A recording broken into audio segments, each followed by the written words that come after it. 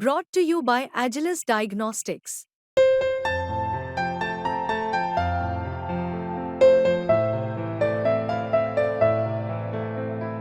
Agilus Diagnostics.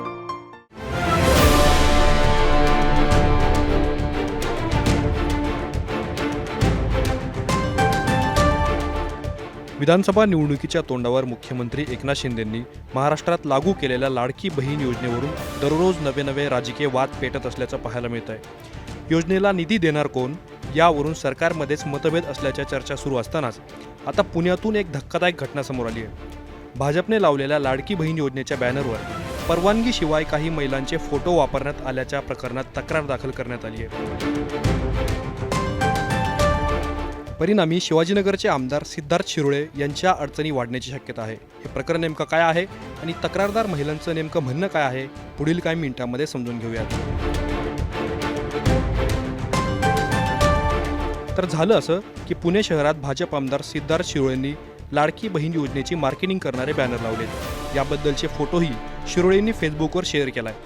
परंतु बॅनरवर ज्या दोन महिलांचे फोटो दिसत आहेत त्या महिलांनी पोलीस ठाण्यात धाव घेतली आहे। आमचा फोटो कुणी काढला, तो बॅनरवर लावला कसा हे आम्हाला माहीत नाहीये, तो आमदार कोण आहे हे देखील आम्हाला माहीत नाहीये, अशी रोखठोक भूमिका घेत तक्रारदार महिलेने या प्रकरणात कारवाई करण्याची मागणी केली आहे। त्या महिलेचं नेमकं म्हणणं काय आहे तुम्हीच ऐका।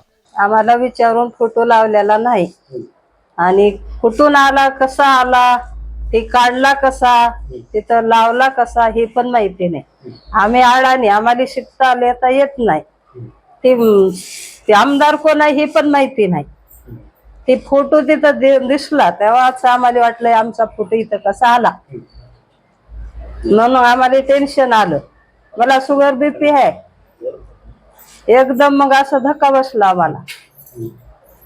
ते आम्ही ते दिलं, हे आम्हाला अर्ज दिला आम्ही, आम्हाला त्याच्यातलं काही भेटलेलं नाही, आम्हाला पण विचारपूस केलेली नाही, काही नाही। गावाकडून इकडे आले, गावाकडून आला म्हणजे हे कळालं, आमच्या जावयाने फोन केला की तुमच्या आजभाजीचे फोटो इथं कसे काय लागले, तर मग आम्हाला धक्का बसला एकदम। आम्हाला माहिती जर नाही तर फोटो लागले कसे, कुठून लागले हे आम्हाला विचारपूस करायचा। ह्याचे काय आम्ही ते फॉर्म भरले नाहीत, रोजगार काय ते बहिणीचे योजनाचे, आणि आम्हाला काही ठाव नाही, माहिती नाही, आम्ही काही घेतलेलं नाही, काही माहिती नाही।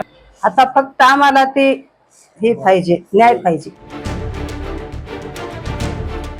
महिलांचे फोटो परवानगीशिवाय वापरण्यात आले असतील तर ही नक्कीच गंभीर बाब आहे। तक्रारदार महिला भगीरथी बाई कुर्णे यांचा फोटो वापरलाच, याशिवाय नम्रता कावळे या महिलेचाही फोटो वापरण्यात आलाय। या घटनेमुळे त्यांचं प्रकरण तर कौटुंबिक भांडणापर्यंत गेलंय, गोष्ट घटस्फोटापर्यंत जाऊ शकते असं त्या सांगतायत। शिवाजीनगरच्या सिद्धार्थ शिरोळे यांनी माझा फोटो लावलेला आहे। मला त्या बाबतीत काही माहिती नाहीये, माझी नाहक बदनामी झाली आहे आणि सगळे विचारतात की तुम्ही किती पैसे घेतले, काय घेतले, त्या बाबतीत काहीच माहिती नाहीये। हा बॅनर लागल्याचं तुम्हाला कळल्यानंतर काय तुमच्या घरात काय वातावरण होतं?